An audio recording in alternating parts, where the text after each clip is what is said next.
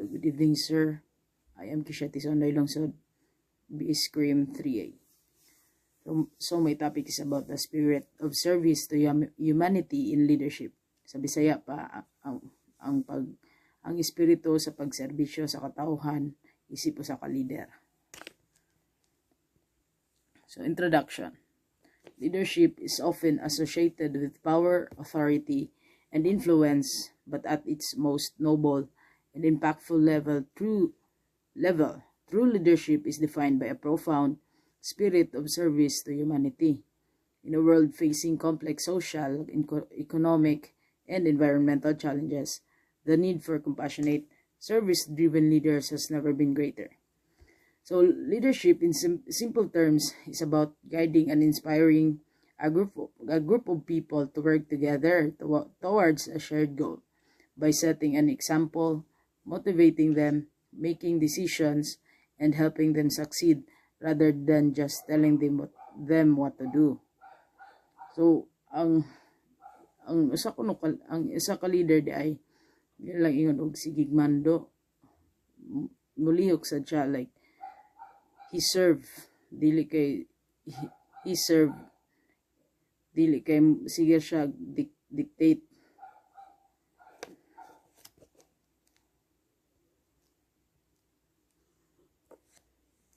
So such leaders prioritize the well-being of others over personal gain, using their positions not to dominate but to uplift, empower, and inspire.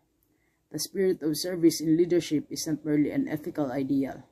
It is a transformative force that fosters trust, unity, and meaningful progress in any community or organization. This introduction explores how service-oriented leadership transcends traditional notions of leadership by placing humanity at its heart. So, ang key ideas of being a leader or in leadership is first the vision. So, having a vision or having a clear idea of where the group needs to go. So, muna inyong vision. Dapat na kay clear path kung unsa gyud inyo ang gustong mahitabo or resulta sa inyong idea nga gi-brainstorm or gi-plano. Next is motivation. Motivation is inspiring and encouraging people to contribute. So, tanan dapat mulihok, dili kay pareha na magagama o group project. So, ikaw nga leader, dili kay moingon nga mando ra ka nga kanay mo ni imong role mo ni role. Dapat ikaw mismo may mulihok para ang imong mga members usunod sa unsa imong ginabuhat or ginatrabaho. Third is guidance, showing the way, providing support, and helping people learn. O pareha nang so being a leader dili sa day ingon gyud nga ikaw leader, ikaw masunod. Dapat mo provide sad kag support sa ila kani mo ni buhata, and isad ka ingon nga mo judge kung unsa ilang mga idea. Dapat kabalo ka unsaon sila pagtabang para makakakat-on sad sila. Sa example, leading by action and demonstrating the behaviors expected. Para sa akong giingon nga dili ka ingon og mumando ingana. Dapat ikaw mismo mulihok para ang imong mga membro mosunod sa imo. Collaboration, fostering teamwork and listening to others. Maminaw gyud dapat ang isa ka leader.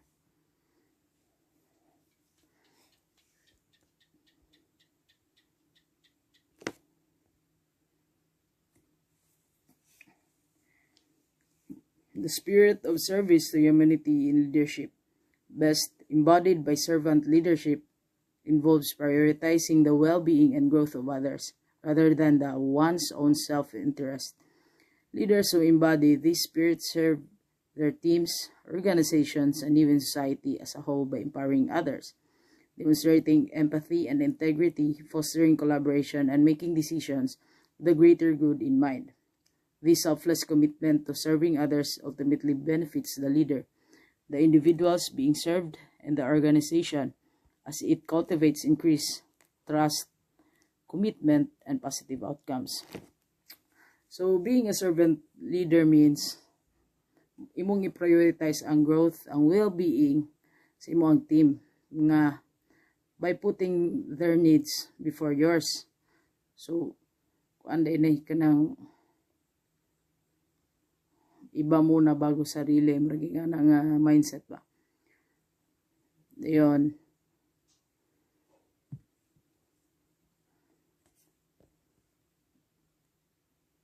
So, servant leader, naday siya ingon og, wala, sakto ra day. Sakto ang ingon nga, dapat mo serbisyo jud ka, dili ka ingon og ikaw ray mo mando, dili lang kay mo dictate.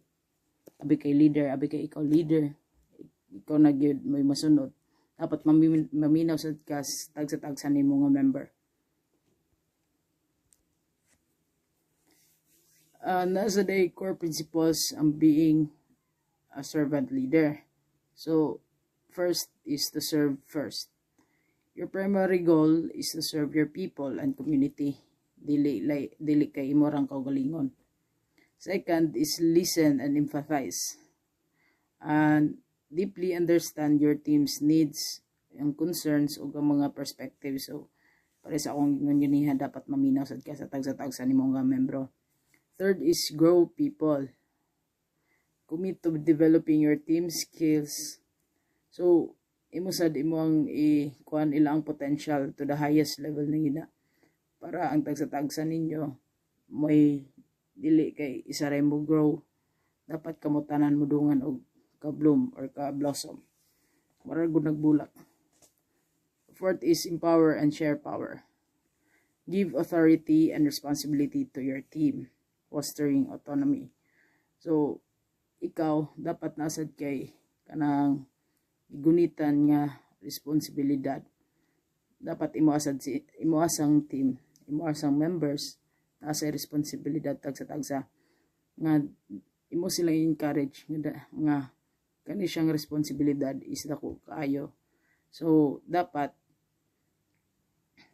imo siyang tabangan how to act or kana iyang sudlan nga responsibilidad. Kabaw siya ana mo sikot-sikot kung asa para ang inyong resulta nga gustong makuha is makita ninyo pagka ulahi. Fifth is lead by example. So work alongside your team.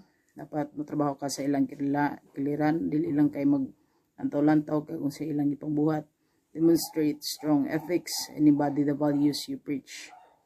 So, sa tanang mga gyaw-yaw nimo dapat kabalusad ka mulihok. Dili kay gyaw-yaw ka ingana imo silang advicean og mga words nga ikaw mismo wala sad ka gabuhat. So, build community. Create a supportive, inclusive environment where everyone feels valued and can be authentic. Last is stewardship. Take responsibility for the well-being of the organization and its people. So there are 6 objectives of being a service leader. First is defining service-oriented leadership. Defining service-oriented leadership is often called a servant leader. Or para sa akong gingon a servant leadership. You serve, not dictate. So servant leadership is a management philosophy where the leader's primary goal is to serve their team members first. So mo lagi to. Dapat serbisyo usa ka mumando. Kay para ang salig sa katawhan makuha nimo para inigsunod niya if ever there are plans or goals you want to achieve. Musalig na sila nimo isip sa ka leader.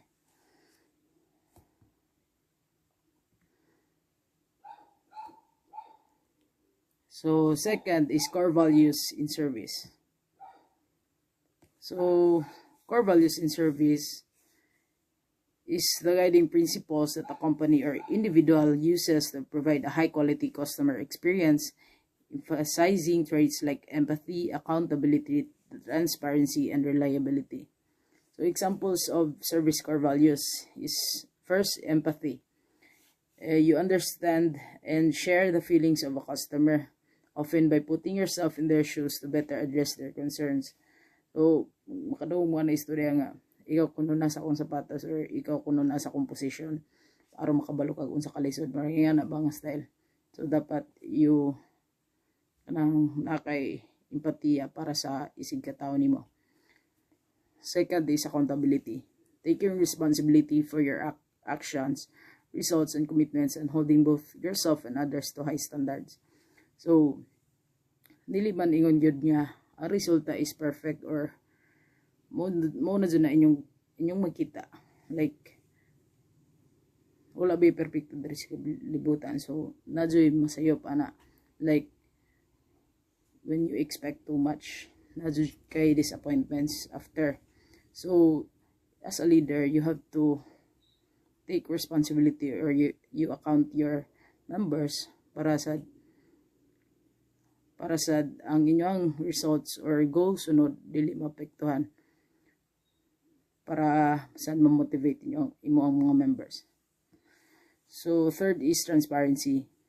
Being honest and open with the customers about products, services, and policies to build trust. So, dapat transparency.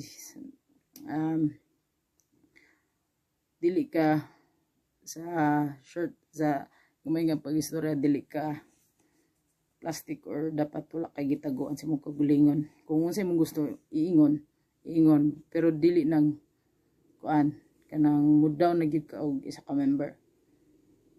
Diyon, next is reliability.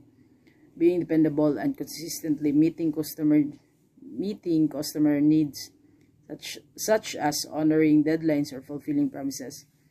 So, mura gud siya nagweb kung mayon ka sa palitan mo yun kasi mong pangyaban nga. Kuan, pakaslan tikaw or sa imong uyab karon pakaslan tikaw. So, dapat maabot ang panahon sa inigabot sa panahon dapat mo siyang pakaslan kay gahatag reliability sa isa ka tawo. So, dapat imong i-fulfill imong mga promises or mga imong gipangsulti. Then next is responsiveness. Providing a quick responses to customer inquiries and issues. So, imong mga membro na ireklamo, dapat andam kang usalo, maminaw, aron ang isa ka problema na ay masolbad ninyo isip po sa ka-team. Next is customer focus.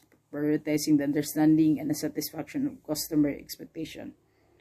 So, dapat kanang phrase nga customer is always right. Maragi nga na ba? May prioritize mo ang customer. And last is authenticity. Engaging in genuine, meaningful conversations with others or your members or clients, even clients. So, dapat matinidaan kasi mong kaugalingon. Kay, saan man pagsalig sa uban kung ikaw mismo sa mong kaugalingon, dili ka masaligan. Di ka kabalo, di ka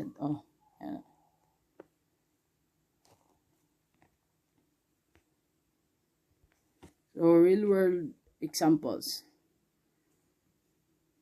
Real life examples nako diri pareha nilang historical political figures. Abraham Lincoln preserved the Union and freed slaves, demonstrating service to all people during the Civil War.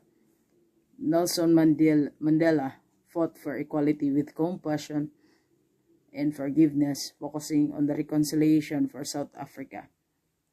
Mahatma Gandhi led India's independence movement by serving the people, not seeking power.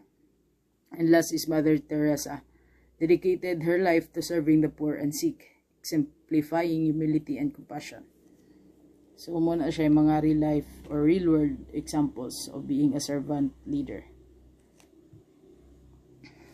So, impact of service-driven leadership. So, impact of service-driven leadership or being a servant leader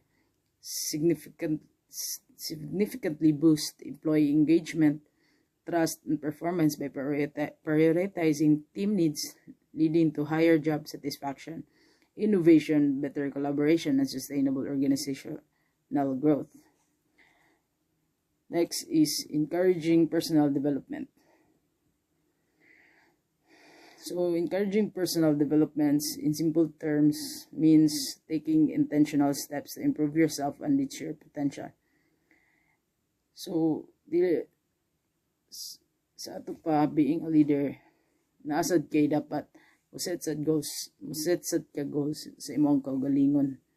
Nga dapat imuang potential, imuang apson, nga dili kay dili ra ko taman. Nga na.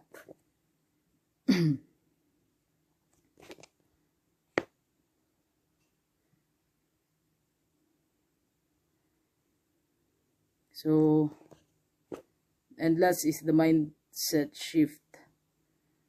A mindset shift is a fundamental change in your beliefs, attitudes, and perspectives, moving from rigid, limiting thoughts to a more open, adaptable, and growth-oriented view.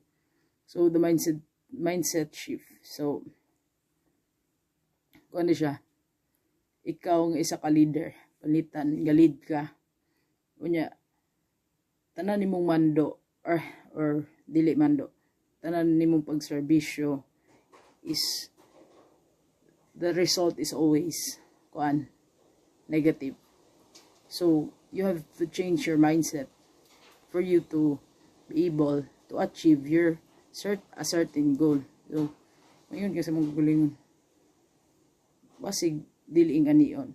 So mo try kang new experiences, or you have to kanang dapat na kay new ideas para unsaon nimo murag strategic planning kung sa sa law enforcement, or nga na ba na kay tactics. So, results and discussion. The exploration of leadership rooted in service to humanity revealed several key outcomes. First is enhanced trust and loyalty. Leaders who consistently demonstrate a genuine commitment to the welfare of others foster stronger bonds of trust within their organizations and communities. This trust often translates into greater loyalty, collaboration, and morale among followers' will. So, positive social impact.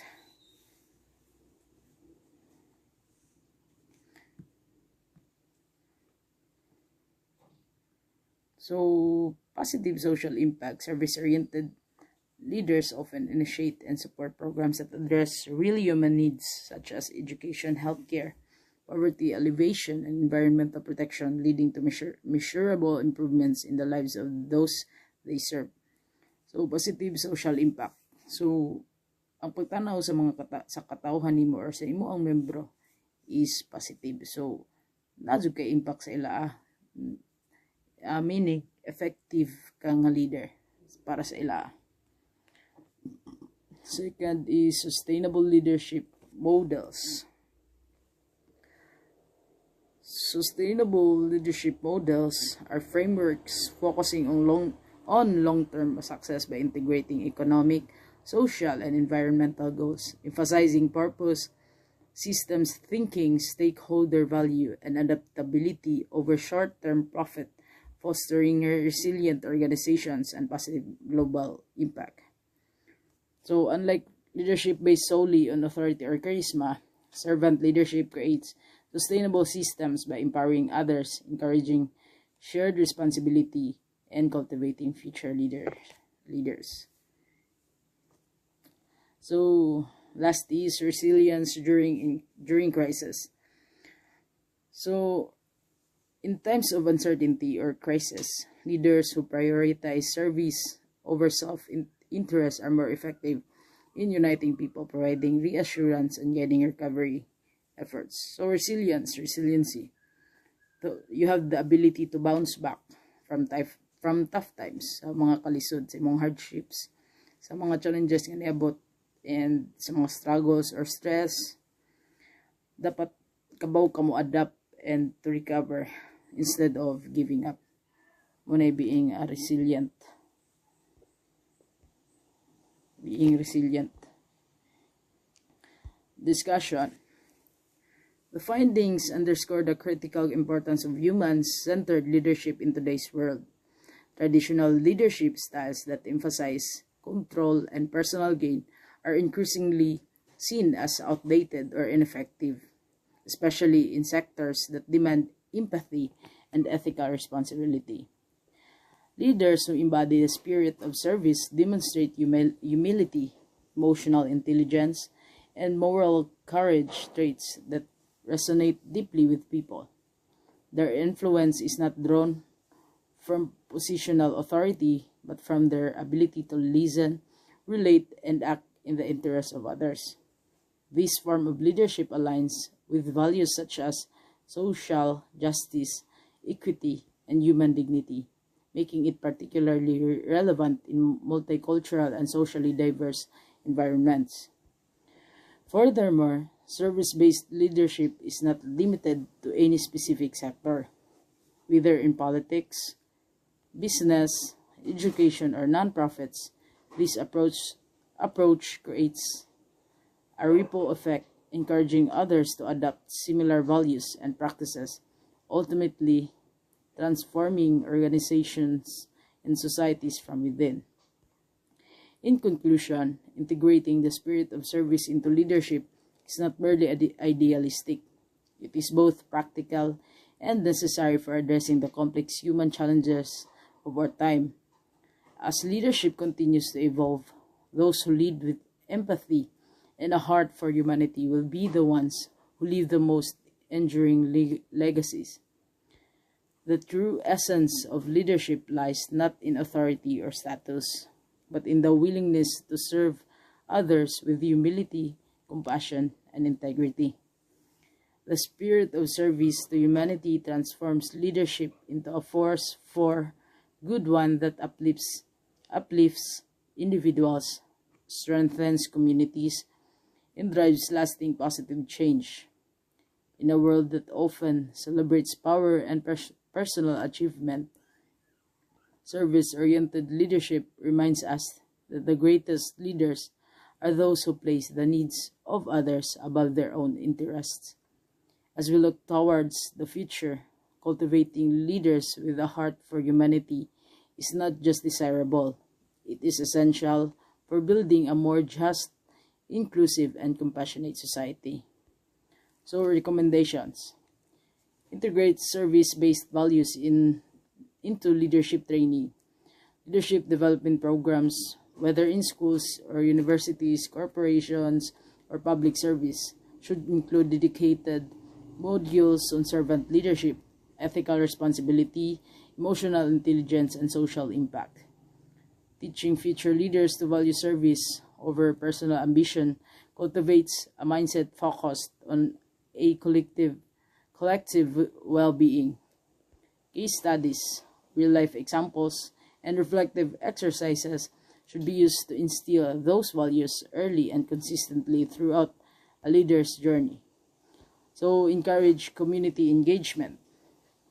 Leadership must be grounded in real-world understanding of the needs and struggles of people. To foster this, leaders at all levels should be encouraged to actively engage in community service and volunteer initiatives. These experiences not only develop empathy and humility, but also strengthen the connection between leaders and the communities they serve. Institutions and organizations should provide opportunities and incentives for such engagement to become a regular and valued part of leadership roles. Thank you, and that's all.